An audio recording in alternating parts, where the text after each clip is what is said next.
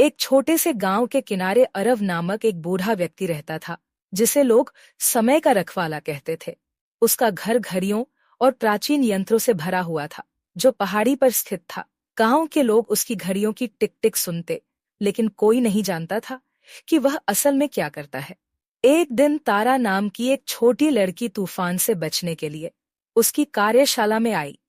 वहां उसने दीवारों पर लगी विभिन्न घड़ियों को देखा, जो अलग अलग लय में चल रही थीं।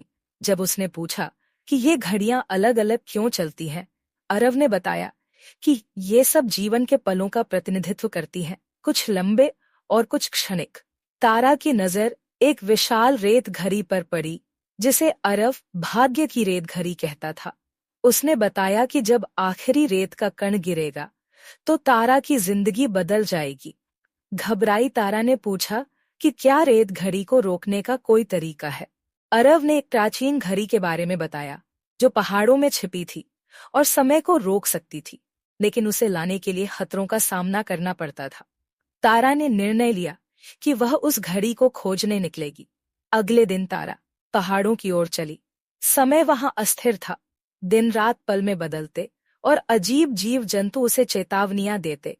आखिरकार वह उस मंदिर तक पहुंची जहां घड़ी छिपी थी। घड़ी को छूते ही सब कुछ रुक गया, समय, हवा, उसकी सांस।